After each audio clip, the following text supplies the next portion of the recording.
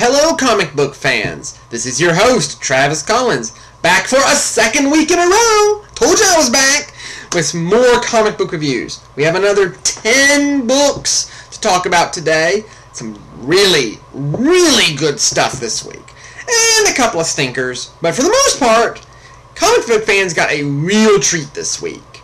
Especially if you happen to be a fan of writers with the last name Snyder. So we're going to jump straight to our reviews like we always do. Up first, Amazing Spider-Man number 657 with artwork by Marcos Martin and written by Dan Slott. This is a solid one-shot that pays tribute to the late Johnny Storm, with some humorous, if slightly ham-handed stories meant to make the audience remember the Human Torch fondly. It ain't bad, but the only reason I can say that you should pick this up is for the artwork, which is fan-freaking-tastic. Martin is just, he's a god on Spider-Man. Next up, American Vampire number 13, written by Scott Snyder with art by Raphael Albuquerque. Dear sweet God, this was good.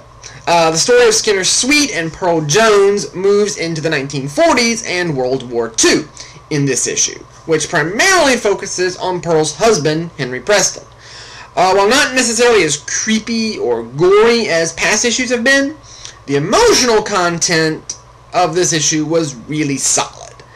Snyder did a great job of showing Preston's difficulty with trying to protect his wife by helping a group that wants nothing more than to kill her. This is a strong entry into the series, but not as strong as Snyder's other work of this week, which takes us to Detective Comics number 875. Holy and the crap. This was intense. Snyder is continuing his story about Jim Gordon and focusing on the complex relationship between the Commissioner and his estranged son, James Jr. This took just a really wild, unexpected, and honestly heart-wrenching turn. Snyder really has come out of nowhere to be one of the best comic writers working right now. If you haven't been reading Detective Comics and you consider yourself a Batman fan, you really need to track down the last 6 issues of this book. You are in for a real treat. Next up, Green Lantern Emerald Warriors number 8. This is part 3 of the War of the Green Lanterns. And it hits this week with a resounding meh. This is the long teased out confrontation between Hal Jordan and Guy Gardner. And when it happens, I just don't care.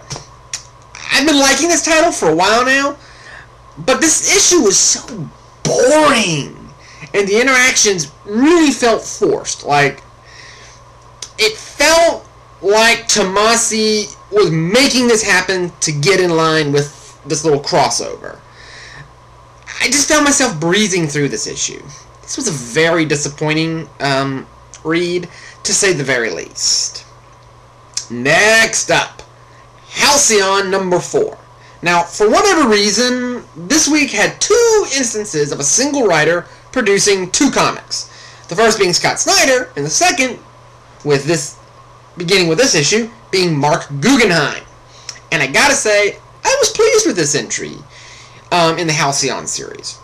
The source of the non-aggression phenomenon is revealed, to no one's surprise, but this issue's real focus is on the members of Halcyon itself and the lengths that they will go to either reverse the phenomenon or to maintain this state of worldwide peace. While not especially groundbreaking or even as good as the last 3 issues, this was really solid in its own right, with art by Ryan Bodenheim to die for. But like I said, Guggenheim did double duty this week, with his other entry being, drumroll please, Justice Society of America number 49.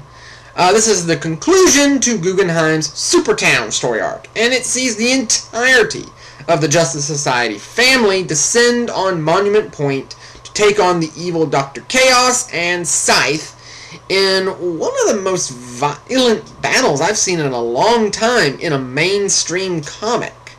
I was really impressed with the way that the elements from past stories, most notably the lackluster Dark Things from a few months back, show up throughout this issue, along with a status quo change, and no, I won't spoil it, that really feels natural, like a natural progression for the team, without seeming overwhelming. All in all, Justice Society is better than it has been in a long, long, long time.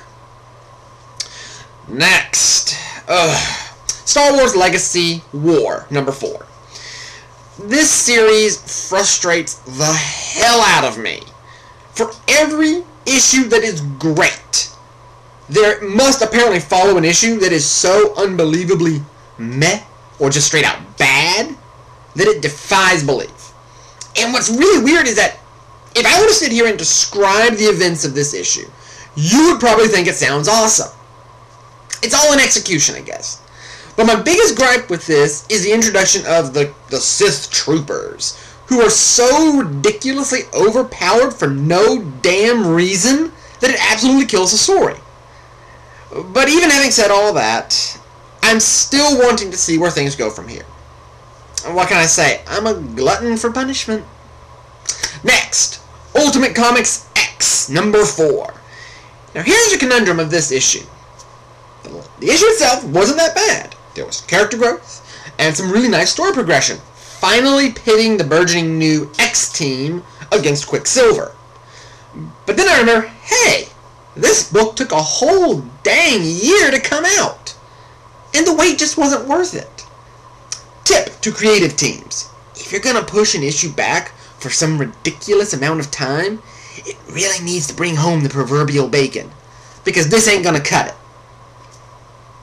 Next up, Wolverine number 7.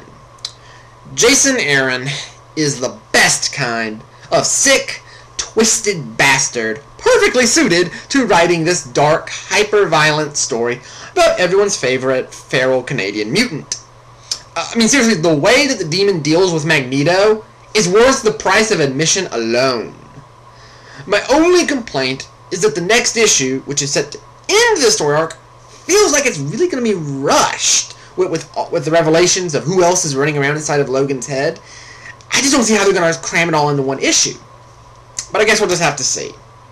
Last up, X-23 number 8. Part 1 of the anticipated Collisions crossover with Dakin was, well, pretty much exactly what you expect it to be. X-23 fights Dakin. That's pretty much it. There's not a whole lot else going on in this issue. But then if you're getting this story for anything other than that, you're probably reading the wrong book. So there you go, guys. 10 books in under 10 minutes. That's got to be a record somewhere. Best book of the week, hands down, Detective Comics number 875. Just absolutely amazing read. Worst book of the week,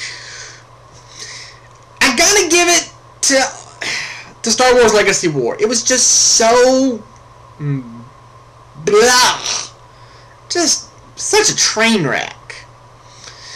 Well, that does it for me, guys.